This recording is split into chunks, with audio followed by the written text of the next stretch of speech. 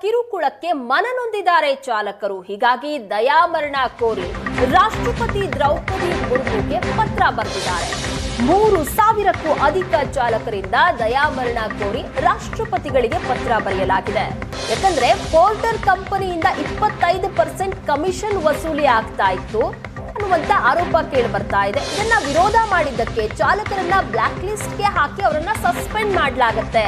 ಒಮ್ಮೆ ಬ್ಲಾಕ್ ಲಿಸ್ಟ್ಗೆ ಹಾಕಿದ್ದೇ ಆದ್ರೆ 5 ರಿಂದ 6 ದಿನ ಬಾಡಿಗೆ ಸಿಗದೆ ಅವರು ಕಂಗಾಲಾಗ್ತಾರೆ. ದಯಾಮರಣ ಕೋರಿ ಹೀಗಾಗಿ ರಾಷ್ಟ್ರಪತಿ ದ್ರೌಪದಿ ಮುರ್ಮು ಅವರಿಗೆ ಪತ್ರ ಬರೆದಿದ್ದಾರೆ. ಈಗಾಗಲೇ 3,000 ಚಾಲಕರು ರಾಷ್ಟ್ರಪತಿಗಳಿಗೆ ಪತ್ರ ಬರೆದಿದ್ದಾರೆ. ನಾಳೆ ಈ ಪತ್ರಗಳನ್ನ ಪೋಸ್ಟ್ ಮಾಡಲಿರುವ ಚಾಲಕರ ಸಂಘ ಹಲವು ಬಾರಿ ಸಮಸ್ಯೆ ಬಗ್ಗೆ ಸರ್ಕಾರದ ಮುಂದಿಟ್ಟು ಸಹ ಪರಿಹಾರ ಸಿಕ್ಕಿಲ್ಲ.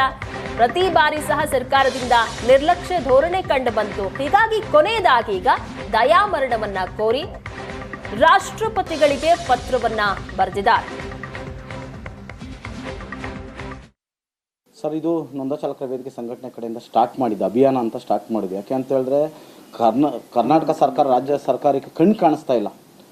ಕಣ್ಣು ಕಾಣಿಸ್ತಾ ಇರೋದು ಕಾರಣ ಇವಾಗ ನಾವು ಏನು ಮಾಡಬೇಕು, ಪರಿಹಾರ ಯಾರ ಮುಖಾಂತರ ಕೇಳಬೇಕು. ತಿರ್ಗಾ ಅಧಿಕಾರಿಗಳು ಕೂಡ ನಾವು ಎಷ್ಟೋ ಸಲ ಒಂದು 20-30 ಬಾರಿ ಮನವಿ ಕೊಟ್ಟಿದ್ದು ಆಯಿತು. 2023ರಿಂದ 25 ಗಂಟೆ ನಾವು ಹೋರಾಟಗಳನ್ನ ಮಾಡಿ ಸ್ಟಾರ್ಟ್ ಮಾಡಿದ್ದಾಯಿತು. ಅದು ಯಾವುದೇ ಕಾರಣಕ್ಕೂ ಸ್ಪಂದನೆ ನೀಡ್ತಾ ಇಲ್ಲ. ಯಾಕೆ ಸ್ಪಂದನೆ ನೀಡ್ತಾ ಇಲ್ಲ ಅಂತ ಹೇಳಿದ್ರೆ, ಏನು ಈ ಆನ್ಲೈನ್ ಸಂಸ್ಥೆಗಳಿದೆ, ಪೋರ್ಟರ್ ಆಗಿರ್ಬೋದು, ಅಂಕಲ್ ಡೆಲಿವರಿ ಆಗಿರ್ಬೋದು, ಗೂಡಿ ಆಗಿರ್ಬೋದು, ತಿರ್ಗಾ ರ್ಯಾಪಿಡೋ ಕಂಪ್ನಿ ಆಗಿರ್ಬೋದು, ಓಲಾ ಊಬರ್ ಆಗಿರ್ಬೋದು, ಈ ಒಳ ಒಪ್ಪಂದದ ಮೇಲೆ ಇವ್ರು ಏನು ಮಾಡ್ತಾರೆ, ಅಗ್ರಿಗೇಟ್ ಲೈಸೆನ್ಸ್ ಇಲ್ಲ ಸರ್. ಯಾವುದೇ ಕಂಪ್ನಿ ಅಗ್ರಿಗೇಟ್ ಲೈಸೆನ್ಸ್ ಬೇಕು ಅಂತ ಹೇಳಿದ್ರೆ ಅದು ಟ್ಯಾಕ್ಸಿಗೆ ಮಾತ್ರ ಕೊಡ್ತಾರೆ. ಆದರೆ ಗೂಡ್ಸ್ ಗಾಡಿಗೆ ಆಟೋಗೆ ಸಂಬಂಧನೇ ಇಲ್ಲ. ಇವತ್ತು ಹೊರ ರಾಜ್ಯದಿಂದ ಬಂದಿರೋಂಥ ಚಾಲಕರನ್ನ ಕರ್ಕೊಂಡ್ಬಂದು ಇವಾಗ ನಮ್ಮ ಚಾಲಕರ ಮೇಲೆ ಹೊಟ್ಟೆ ಮೇಲೆ ಬರೆಯಾಕುವಂಥ ಕೆಲಸಗಳನ್ನ ಮಾಡ್ತಾರೆ. 30%, 25%, 20% ಕಮಿಷನ್ ಬೇಸಸ್ ತಗೊತಾ ಇದ್ದಾರೆ. ತಿರ್ಗಾ ಎಲೆಕ್ಟ್ರಿಕ್ ವೆಹಿಕಲ್ಸ್ಗಳನ್ನ ಬಲ್ಕ್ ಅಟ್ಯಾಚ್ಮೆಂಟ್ ಯಾವುದೇ ಕಾನೂನಲ್ಲಿ ವ್ಯವಸ್ಥೆಯಲ್ಲಿ ಇಲ್ಲ.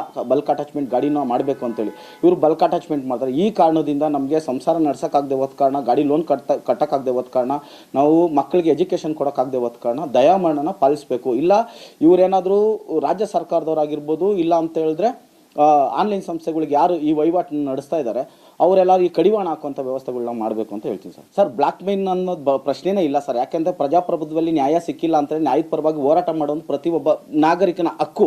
ಈ ಹಕ್ಕು ಎಲ್ಲ ಕಡೆನೂ ಸಿಗದೆ ಹೋದ ಕಾರಣ ಇವತ್ತು ನಾವು ದಯಾಮರಣ ಪತ್ರಕ್ಕೆ ಬರೀತಾ ಇದ್ದೀವಿ. ರಾಷ್ಟ್ರಪತಿ ಇದರಲ್ಲಿ ಮಧ್ಯಕ್ಕೆ ಬಂದು ಚಾಲಕರಿಗೆ ನ್ಯಾಯ ಕೊಡಿಸುವಂಥ ವ್ಯವಸ್ಥೆಗಳನ್ನ ಮಾಡಬೇಕು ಸರ್. ಇದು ನೊಂದ ಚಾಲಕರ ವೇದಿಕೆ ಸಂಘಟನೆ ಕಡೆ.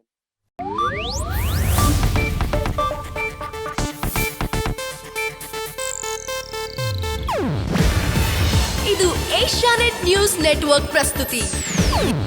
ನೀವು ನೋಡ್ತಿದ್ದೀರಾ ಏಷ್ಯಾನೆಟ್ ಸುವರ್ಣ ನ್ಯೂಸ್.